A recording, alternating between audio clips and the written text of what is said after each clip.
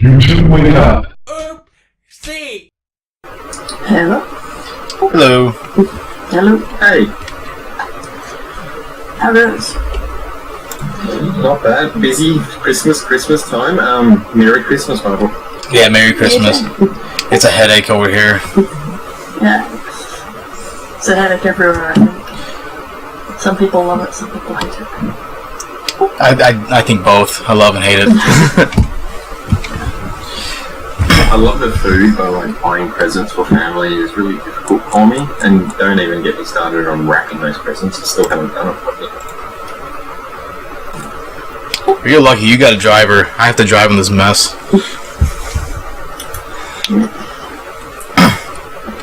So, well, first of all, I apologize for not getting back to you. I saw you drop a bunch of links and stuff, and do you want to explain to me like what your take on everything is? By that, what do you mean? I flag a lot of things, that's really what I do.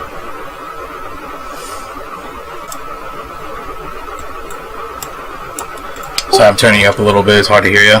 My computer's funky. Yeah, I need to be quiet because there are people sleeping. But, yeah, I'm not exactly sure what you mean. Like, take on what precisely? Well, I guess we can start with live stream abuse. Like how bad it is on YouTube with it ongoing and not really seeing a solution to it being curated or invented by YouTube even. In fact, they're making it even worse by lowering the sub count to even live stream. As far as I'm aware, they are tackling that. In fact, I've seen them tackle it a lot. They sometimes drag me into meetings with Trust and Safety about that. When I escalate trends to them, they generally watch them pretty damn closely. In fact, it's improved takedown times on a lot of the live streams. So I'm not seeing the same thing you are. But then again, I have priority reports, so I don't know. But there we go. Yeah, we can attest to the fact that the live stream reporting has had a decrease in turnaround time from report to takedown. But the kind of more systematic thing we're looking at is, YouTube's introduced a way for anyone to live stream now with no kind of prerequisite requirements, whether that be, proof of age or a subscriber count. Yeah, it's been like that for a while. I can't say I agree with it, but that's a change in direction they decided to take, so that's not really anything I've ever had any form of say in. I'm a volunteer. I don't get to make decisions on that. They basically do it because people wanted access to it. Would you have any idea how many of these live streams are children? Because, the way that we search and the terms that we search, every single time we search it, there's at least half a dozen children live streaming, and every single one of those live streams has pedophiles trying to entice them online to, create their own child porn. I don't know, because I don't know how many streams exactly happen on YouTube all the time, and it would be a bit skewed even if I did comment on that, because essentially all I do is look for abuse, so I can't really comment on the ones that don't get abuse. If you get what I mean, I don't look for things that don't get abuse, I only look for bad things. It's just a concern as to whether YouTube is aware of the proportions. Because from our kind of experiences, it's very... Oh, they certainly know that minors are being targeted, and when they do know about search terms, they do implement stuff to try and catch people faster, yeah. But a lot of the time with the videos, they need people to flag the streams and stuff like that, and of course, when pedophiles are going to them and normal people aren't, or when normal people aren't flagging them, YouTube can't actually look into it until it's flagged, because there's so much content and they don't even know it's there sometimes unless you flag it. A lot of the time they will know it if the town's already been flagged to them or something else, or if there's been enough reports, but if people aren't reporting it, Safe Harbor actually stops them from proactively looking for it, because that would make them legally responsible for everything and therefore require everything on YouTube to be pre-screened, which would severely limit content creators. The same would apply to Facebook and Twitter and pretty much every social media site. So basically, you need to press the report button, otherwise they're not going to be able to look into anything. And I've noticed from just reading a couple of things in the server that a lot of people are not. Well, that's false, but to be honest with you, with not knowing where the information goes when you hit the report button, with not having any kind of accountability, and being somebody that's went into criminal justice, so I got a bachelor's associate's degree in it, I'm not a big fan of the possibility of white collar crime being committed with YouTube, and I'm just gonna just put that straight out there. That's why I took the stance of, you know what, I'm just gonna report straight to the law enforcement, because the stuff we were focusing on, granted I know a lot of flaggers focus on other stuff that's, you know, just against policies of YouTube. The stuff we focus on though is criminal activity, and that's, you know, a lot more significant. And another reason why I'm starting to take the stance I don't even want to report to YouTube anymore because of that, because I don't know how that information is being treated. Reporting to both. Yeah, and one thing I've noticed is that you see it get taken down, and we don't know if the local law enforcement can even get the information in time, in a timely manner. We have no. They can. They have a law enforcement request system. When you speak to them, you can send them to that. If you want, I can send you a link to that so you can direct them to that. It's pretty straightforward from that. Yeah, by all means, that'd be nice. And if I'm sorry if I'm coming on strong. Law enforcement are often quite close. I was gonna say I'm sorry for coming on strong. I'm not targeting you with this. I know you do what you can, and I really appreciate that. I think what you're doing is respectable, but this is something I take very serious, and I think it's really upsetting. So, like, they literally have a dedicated system for this. I sent you both a link to it. By all means, if you are taking yourself to law enforcement and you flag it on the platform, send this information. You know, like the video link and. The channel links, anyone who's commenting on it and stuff like that, and then let your law enforcement or whoever you're contacting know about the link I just sent you, the law enforcement request system. Because a lot of the time, law enforcement, they just don't know how to contact Google, and it's more of a local them not understanding it than anything else. Yeah, and you know, if we kind of come across that same issue, it's kind of difficult to find someone to speak to at Google or YouTube in relation to whatever issue. So Yeah, you but know, you probably see, the best contact we have. This is a little bit of a self-fulfilling cycle, because if people aren't flagging, they're not going to get brought onto Trusted Flagger program, and if they don't go to the Trusted Flagger program, they're not going to be onto the NDA to get enough information as feedback from Google. So, for anyone to get the additional feedback, as it stands at the moment, you need to flag stuff, so then Google can see this person is worth bringing onto this, and then they'll reach out to you. I actually tried passing on a couple of people from this server, and it turns out that even though they said they were flagging, they actually weren't. And then I looked at what they've been saying in the server, and they say they don't flag, so they said something different to me than they've actually been doing. So I was wondering if the people who actually press the flag button would maybe be interested in that.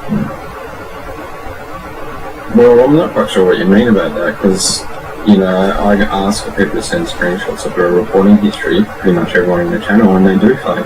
Maybe not every single one, because maybe not every single one needs to be flagged, but everyone flags. I mean, otherwise we wouldn't be doing this. Oh, doesn't for certain be a reporter. Hang on, I unplugged the thing. But yeah, I was speaking to a couple of people from the server the other day, and notably they don't have the reporter tag or anything like that on Neighborhood Watch or whatever one you use for it. But they were saying that they don't report stuff. They said that they go to advertisers and that they do not report things that they find to YouTube, which is a really, really reckless approach to take in regards to that. Well, why has YouTube set this rule up, you know, this process that's kind of like, it's the only way to do it? Like, there's other ways of trying to address the issue outside of, you know, internal YouTube procedures, and we believe that... That's what the flag button is for, like it goes to them. Sometimes they make mistakes, but that's what escalation is for. So, to be considered a flagger, what would the criteria be exactly? There's no solid recruitment criteria for trusted flaggers, but basically if you have a high accuracy, think minimum 80% and up, and you flag large quantities, so, you know, on a regular basis, and a lot of videos at a time. What kind of videos usually get flagged? Are they usually ones that just go against the policies, or ones that go against, you know, most laws? Community guidelines in general, so it can be anything illegal or anything breaking the community guidelines. Well, I guess my other question is, how many videos do you need to flag to even be considered for the role? I think the average from the people that I've seen and had brought onto the program was they had about 1,000 or so. The accuracy was very good though. Okay. I guess one last question about that. In your estimate, in your time, 1,000 videos sound like a lot to me. Thinking about how many videos really need to be flagged versus what really doesn't need to be flagged. About on an estimate, how long does it take to even get that role, to get that kind of 1,000 videos taken care of? Well, I know someone who got it in about a week of starting flagging, but they were pretty hardcore on it. Well, that's what worries me, because what are they flagging exactly? Is it really just illegal stuff, or is it stuff that's just vague and they're just trying to get a role? That sounds like it could be a little bit abused. They weren't trying to get a role at all. I recommended them when they told me that they were finding a lot. Okay. They didn't know about it. But because I know you sent me a bunch of links with they that have things that were like trying to hijack people's computers and child abuse and basically anything that they could find that was bad. Okay. You sent me a lot of links, and giving you the benefit of the doubt, because I believe that you're really trying to do the right thing and stuff, and you're flagging good videos that need to be taken down. But I don't know what those links are. They're terminated videos. For all I know, they could be something that's related to news, fake news or something like that. That has nothing to do with criminal offenses. They were related to child grooming. They were live streams, all of them. But how do Every single one. what I'm trying to get to you, like, I believe you. I do. The fact that you're in the server, I believe that, you're serious about this. But how do I really know that? That's what I'm trying to get at. There's no accountability going on here. There's no way to know that this stuff has actually been forwarded to law enforcement. And that's kind of significant. Well, unless if YouTube decide to come out with that information, then yeah, all we can do is assume that they have or haven't. With the things you're particularly concerned about, then you can just go to them directly about it. That's what I do. But if I'm pretty sure that Google have, then I mean, if it's like raw nudity content and stuff, I'm pretty sure they do that directly. If it's something suggestive, I'm not entirely sure, but if there's a particular reason of concern, for example, a lot of grooming attempts going on in the chat, stuff like that, then I reach out to law enforcement myself. Yeah, which we have done as well, and actually found the local police department in the USA of a girl that was being actively groomed over YouTube, several channels that she had, as well as Instagram. But you said something that kind of really hit the nail. It's like if YouTube decides to. I mean, they do not. They do have their own mandatory reporting, but they don't release that criteria. That's like not a level of NDA that I have, but I know they do have it. Literally all we've kind of got is the aggregated statistics that come out in the transparency report every quarter. But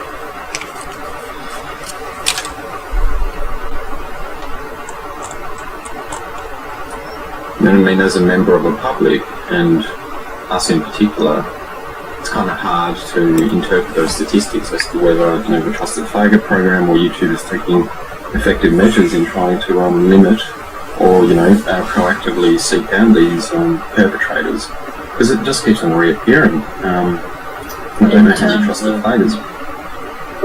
Sorry, go on. I've sent you both some screenshots from my report history page, which is the public one,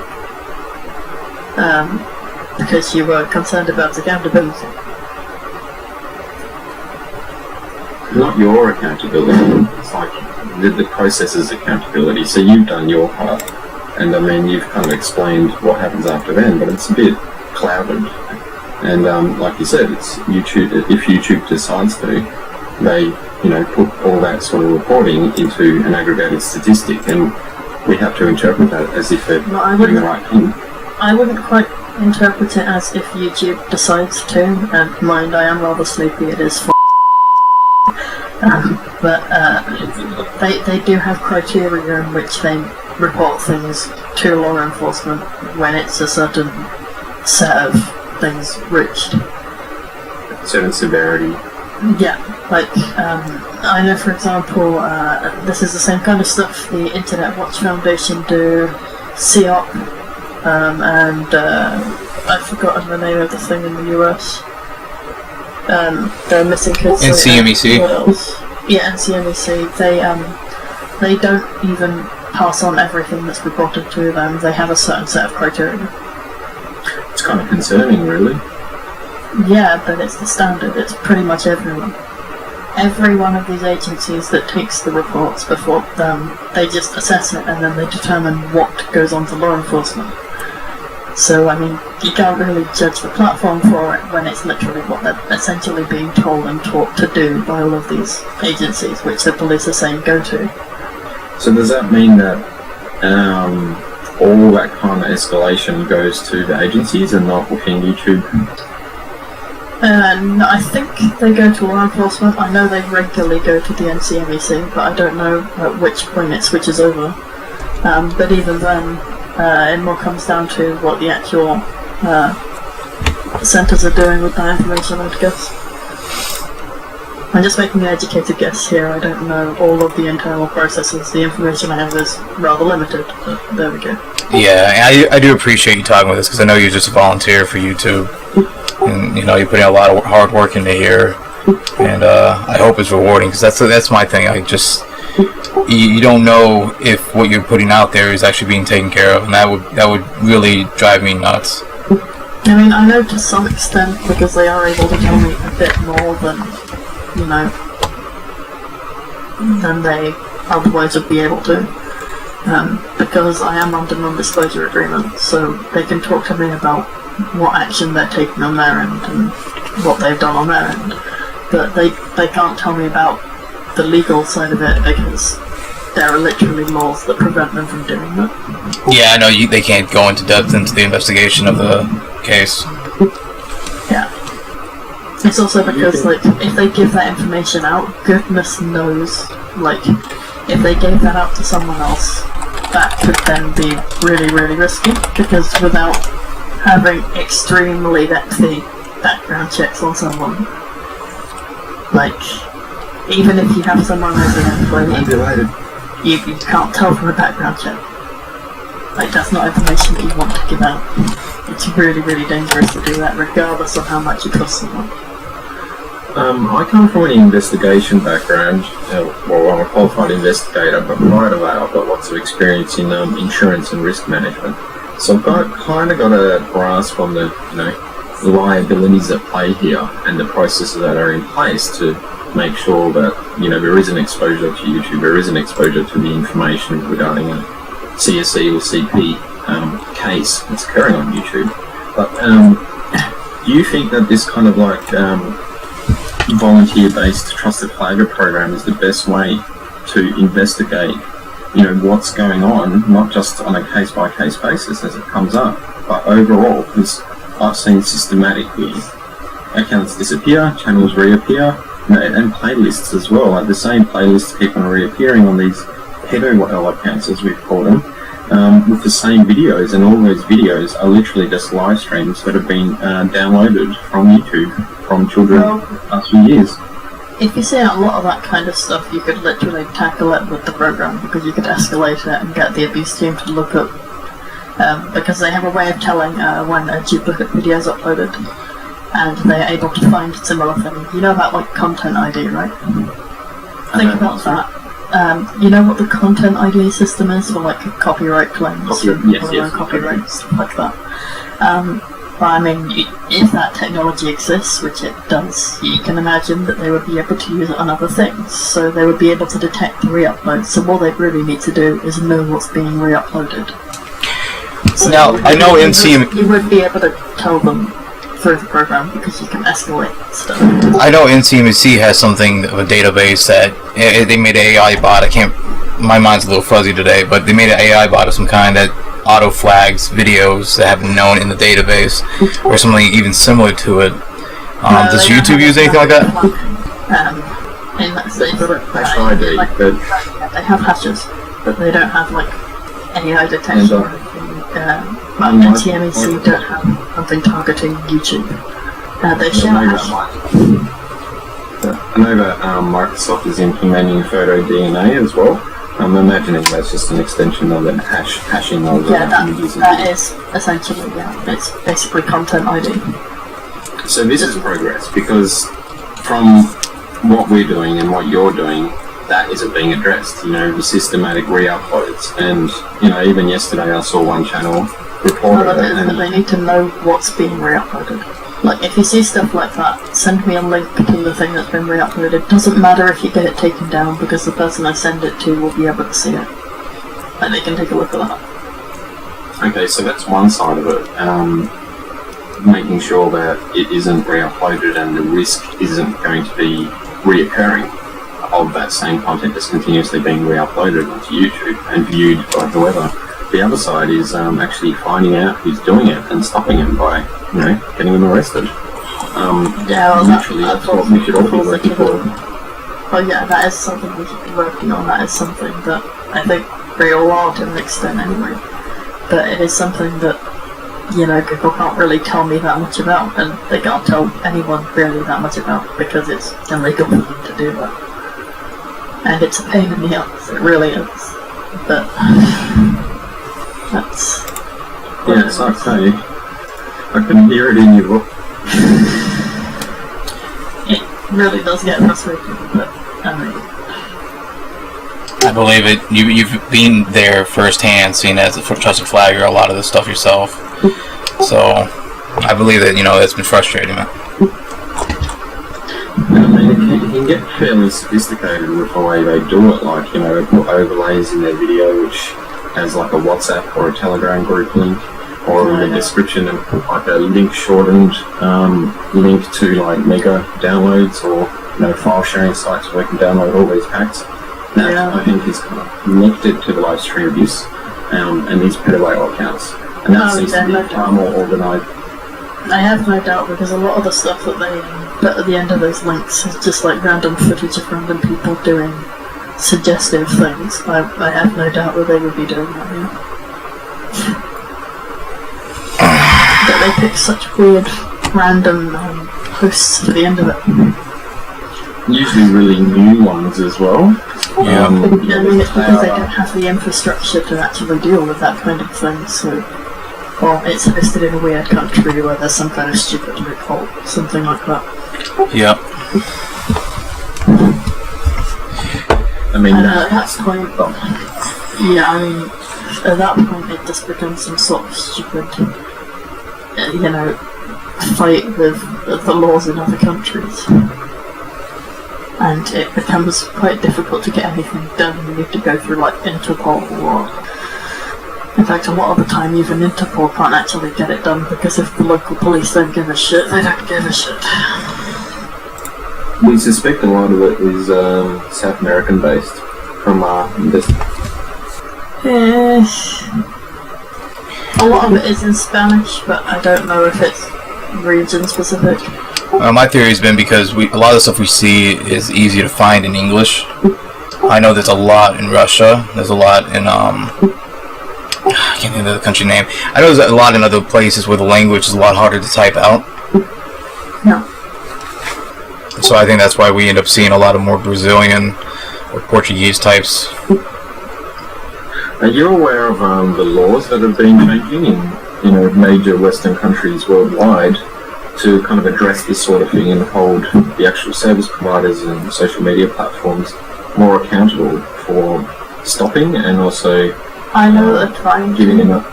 I know that Trump's recently passed trying to pass something, if he hasn't already. And I know that the UK is trying to make it mandatory for them to deal with everything in a certain time frame as well. I think that's mostly targeting extremism, but it applies to other categories as well. But yeah, I try and keep on top of that. Yeah, we do too. Yeah, like they really are. I can't remember his name, but the UK Sajid Javid, he went to the USA. Yeah. He's come out very strongly about the measures that social media platforms should be taking, not just on counter-terrorism, but online child sexual abuse as well. And he's not just targeting YouTube, he's talking about Facebook and Twitter. Yeah. Even Microsoft. I mean, that's the thing, if you only target one platform and the others are just going to get a ton of it, you need to address all of it, otherwise it's not going to work. I guess that's what they're trying to do with doing these unilateral laws. And they're kind of trying to roll them out. If you target one place, they're just going to move somewhere else. It's like if you take out one drug dealer, the next one's just going to get more customers. You need to make some kind of... You need to target it in general, not... Yeah, unilaterally. Area at a time. Yes. We've noticed about happening with Tumblr. Tumblr was infested with child pornography, and Apple kind of led them. Apple removed them from their App Store, and that started the alarm bells ringing for all the child pornography dealers, and they've kind of starting to look around and put their feelers in to other platforms where they think they can get away with it. So it is a moving kind of international problem to deal with, and it has to be dealt with unilaterally. And we're only one group that's looking at one specific platform, and even we realise that, and it's a global problem. And something like what YouTube is doing with their trusted flagger program, I almost feel like it's a stopgap measure, and it'll actually come back and bite them sooner rather than later, because it's still occurring. Just the reoccurrence of it, the kind of opaque way that they try to address it in the public. Like, there's no. They can't say much publicly. They can't say much privately, but they can say even less publicly. There's no reason why. If they say exactly what they're doing, then they're telling someone how to get around it. They're telling someone what to avoid doing. But they can't say, oh, we're scamming a bunch of things. They can't say, we're targeting this trend. Otherwise, pedos are just going to move on to something else. They can't release that because it makes them open to abuse. The problem is also facilitating it as well, making it easier. And going back to the sub count, there's no reason for 0 subs to be able to live stream when they're having this much of an issue with it. Yeah, I again did not get any kind of input into that, but I don't think that it should have been like that, because it did lead to a bunch of scammy things and general abuse streams. And that's just talking about live stream abuse. There's also the elsagate subject. There's tons of channels exploiting advertisers, and YouTube does make a profit off that.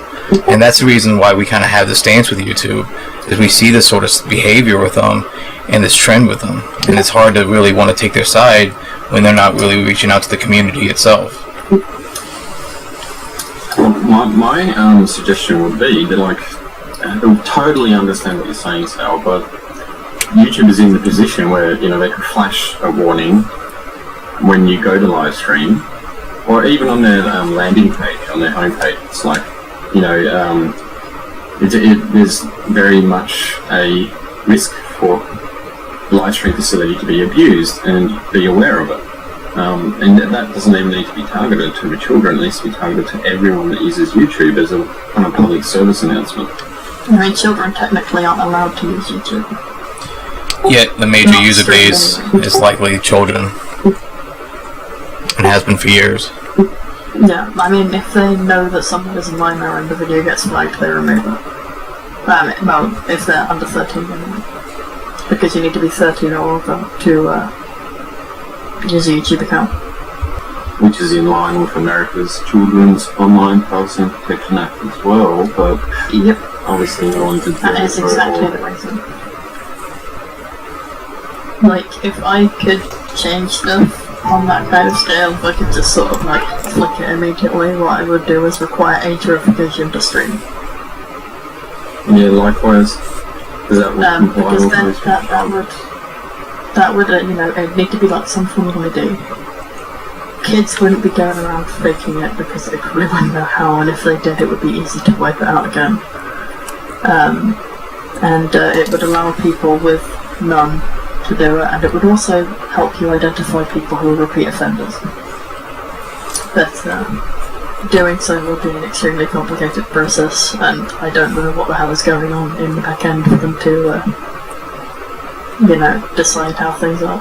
Yeah, I agree with that idea too. All I do is look at abuse. Like, I can't really make changes or anything. I just tell them, hey, this trend is happening, you should look at it, and then they look at it, and then they set something up to sort it out, and then I go find something else, and then I flag it to them. Go on. Well, it sounds like it's a shame that they don't take you more serious, because you sound like you know what you're doing, you know what you're talking about, you have some good solutions. So, maybe especially if you're talking about trends, you know, presenting trends. I mean, we see trends. They're usually pretty fucking fast with them when I flag it up, but it's always useful to know about more of them, but, you know, it takes time to identify a trend, and there's only one of me, so... Well, there's us too, and, yeah. You know, the fact you're talking to us means that there's not just... Yeah. That's nice to know. Well, it'd be nicer to know that we're actually going to make a change. You know, you're within it and completely understand and appreciate that you can't, you know, scream, rant and shout to make a change, but, you know, we're not in it. We're not in YouTube. Our prerogative is child safety online, not protecting YouTube.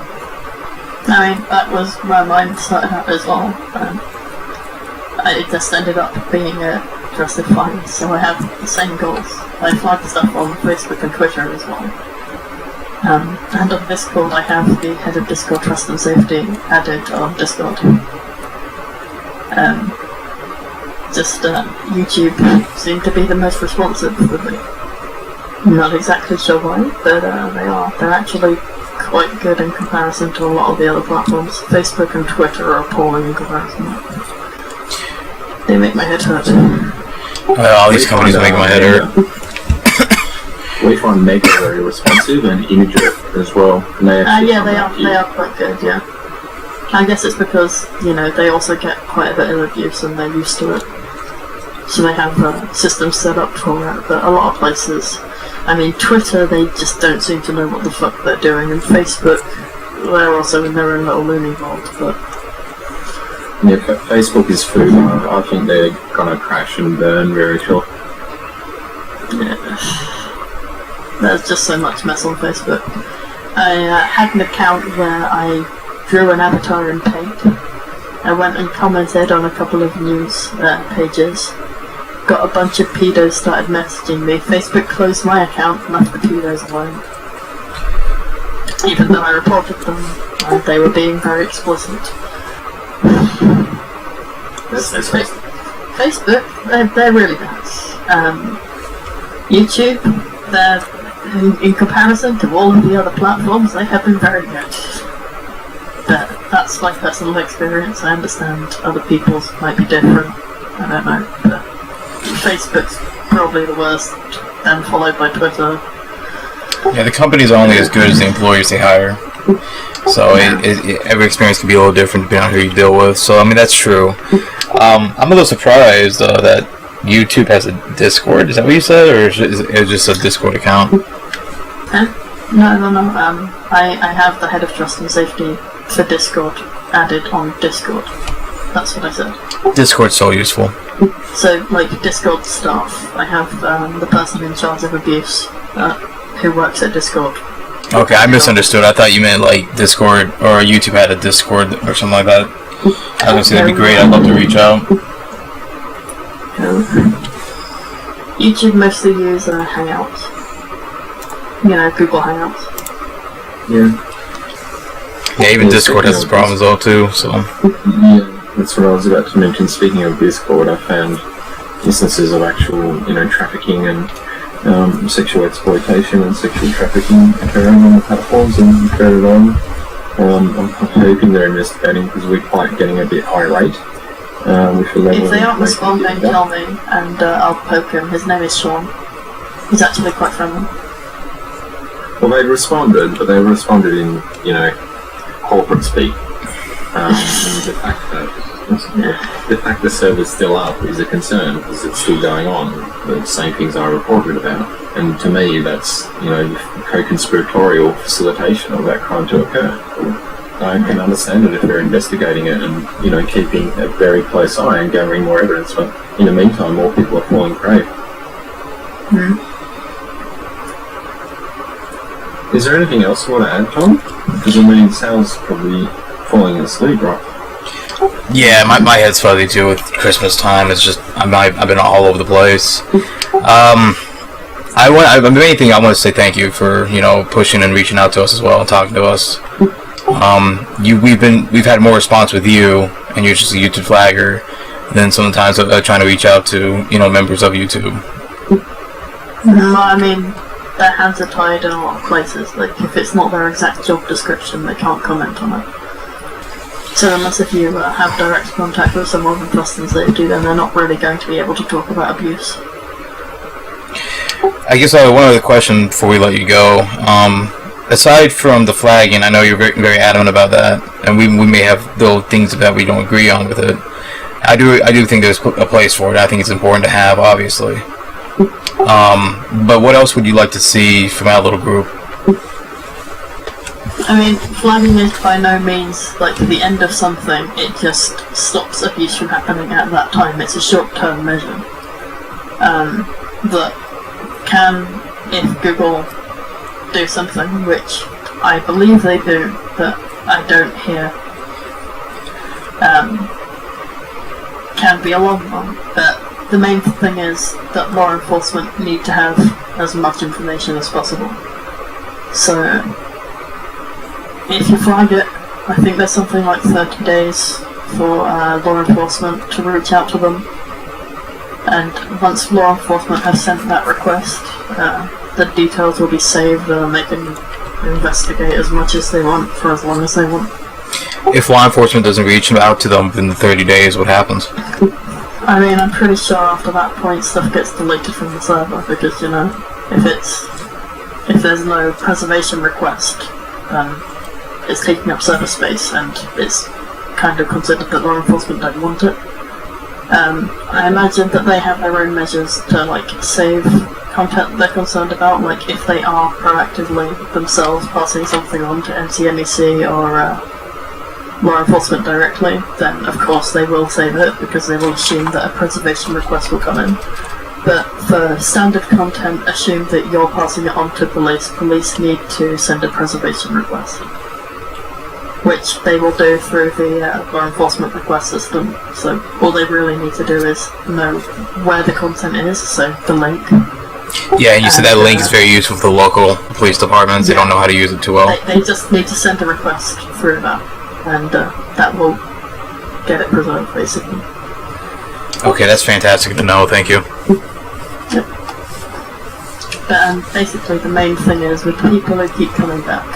Yeah, sure, they can IP ban them, they can hardware ban them, they do. But until those people are physically prevented from doing so, they can just keep changing devices and IPs. So, basically, they need to be arrested. Indeed, and imprisoned. And the most you can really do is gather as much information on the repeat offenders as you can. And send that over to law enforcement, really. If you see another one, you can pass that on to them. Heck, you can message me if you want, I can send it all to YouTube in a big bundle. But yeah, basically like gather information on people that you see that keep coming back. If you aren't sure, then just keep sending it over. The police can join the dots, if not, then Google can join the dots, and they'll eventually work out. The main thing is they need to, you need to flag it, and they need the preservation request. And then assuming the police are doing anything on it, then they should be able to take it from there. Okay. I'm kind of finding a gap which also presents an opportunity. So what the trusted flaggers are doing right now does make change on the short term and stop this, and in the long term somewhat, but it's a bit harder to do, you know, because if it's the people themselves, like we can help them get enough information to make measures to stop abuse in both the short term and the long term. But the thing is, the pedos will just keep adapting, and until they are arrested and physically stopped, like there's only so much cat and mouse, really. If you get what I mean. Yeah, that I do, and that's what I mean by the gap, which also represents an It's opportunity. like a mouse that can't be killed by the cat. It'll just eventually run away and then be caught again and run away and then be caught again and run away and then be caught again. You need a bigger cat. If there was a intermediary between kind of, and the intermediary agency would be like a combination of you and us, and that was our sole purpose, to get to be the bigger cat that catches them. That I feel would be the most proactive and medium and long-term solution for YouTube's problems. At this stage, it's kind of like treading water for both you and us, and hoping we're doing the best we can. And Yeah, I mean, the problematic thing is I don't have the information to pass on to someone to be the bigger cat. Google do. And that means it needs to be law enforcement that are the bigger cat. So unless if law enforcement decide to be the bigger cat, we don't have a bigger cat. so what to think about. Like, we can get lots and lots and lots of cats to try and get something done and to track the bigger cat. But until the bigger cat decides to join in, we don't really have that bigger cat. No matter how much evidence we have, unless if the police decide to pick it up, we're kind of fucked. Has YouTube ever considered hiring a private investigation firm? Oh, they have people in child safety investigations already. In fact, I think they're hiring at the moment. You should go work for them. I've already applied. I've been referred a few times. Maybe one day. But What? I don't know. You probably say too much hard truths. I doubt that. I'll send you a link though to trust and safety things, and then I guess you can look for child safety in that. Hang on, let me see. Let me see if there is. Yeah, they are looking for a few child safety roles right now. I'll send you links. Thank you.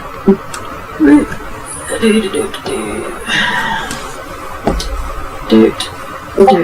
There you go. One's in Singapore and the other one is in California. So yeah, you can see YouTube is trying, or Google even is trying to, recruit to deal with this problem. But I think it might be because they're scared of a third party or some governmental oversight agency doing it for them. Because there's so much argument at the moment about how platforms like YouTube and Facebook literally could be considered a public service, a public utility.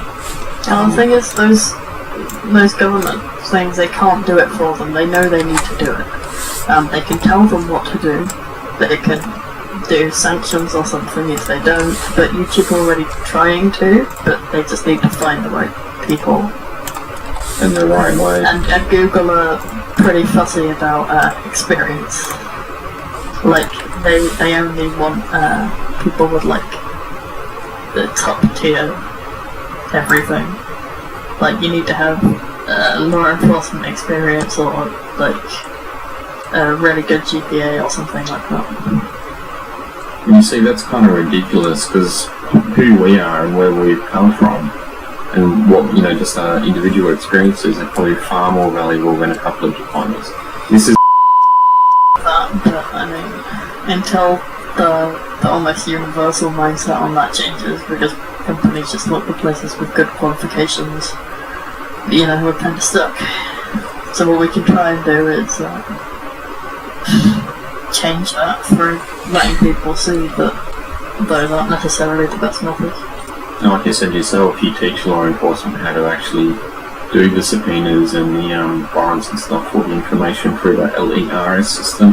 Because it's so difficult. Well, anyway, I think that might do for now. I've still got so much to do for Christmas, and I don't want to keep you up much longer, but I really look forward to talking to you again and, working together, I guess, because something needs to be done, and in a way your hands are tied to an extent, and where we can kind of assist in that is by being outside of YouTube and being able to kind of like investigate and report on these trends, and have you refer it to YouTube, as well as trying to educate the public on how to prevent their children from being in these risky situations online. In terms of educating the public, I actually work for and I've worked with some journalists in the past. In fact, I saw one of the videos that I helped with some time back in one of the channels. I did a search when I joined the server. It was interesting. I mean, they took it the wrong way, but not the reporter, but the person who posted it in the channel. Just What's your experience with the media organization you work for? Do you what's your experience with YouTube, with media? I'm sure you've talked about it. I'm curious what people think about it. What do you mean precisely by that? Have you talked about how vast this is on YouTube? And have you ever wanted to report on any of this kind of stuff? Yeah, I have spoken to people about it. Namely, a while back there was a trusted flagger who wasn't actually flagging things, and they kept saying that YouTube weren't reviewing things, but they weren't flagging them to begin with, which it's like they were flagging initially, and then after a while they just stopped flagging them, and they were annoyed about the things that they wanted to go down not going down, and there was this massive media fuss about it. So I ended up talking to some media outlets about that, because I just thought that was a bit ridiculous. Oh yeah, the media they'll grab anything as if it's bad. they didn't really check with that person. They just took their word for it, assumed that they said everything fine, and it went a bit crazy. That person isn't with us anymore. Yeah, that's crazy. They had good intentions, but they were a bit of an idiot. I know which articles you're referring to. Oh, in Figure, he said he flagged 5,000 videos. Yeah. None of them were actually looking nice. You want to know how they actually sent those through? They put them in a spreadsheet, in a big list. So that would have required someone to go through the spreadsheet, manually copy every link, review the video, and then action.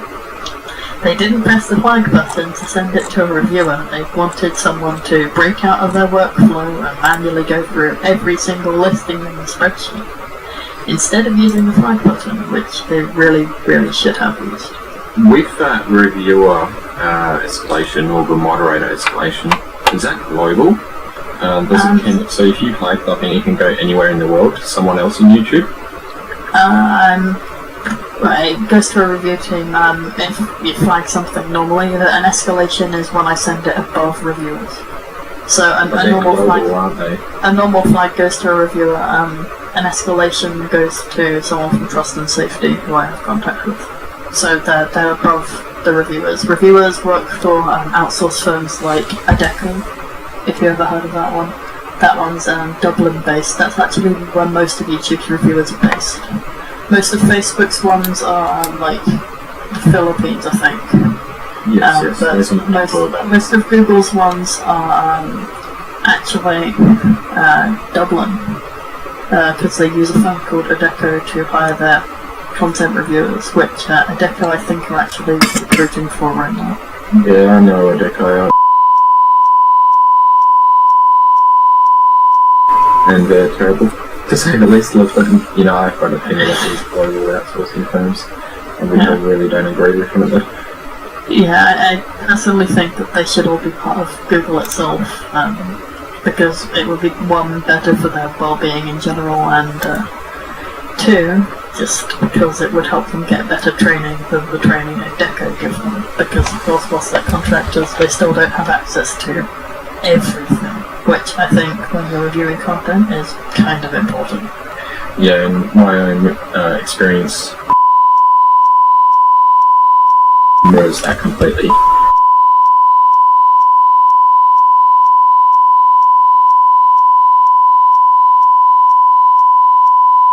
Was to not just minimise costs, but two, not have to kind of care and treat these employees as part of the public service agreements and awards and all those benefits that they get under it.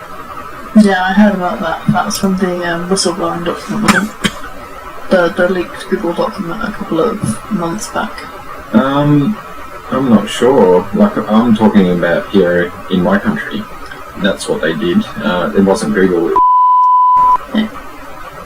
Okay, well, there was a Google document leaked not too long ago that was supposedly about them not giving subcontractors benefits, and you can understand why, because technically those are taxable and all of that stuff, so it is about minimising cost, and you can understand why they've done it, but it is a little bit shitty.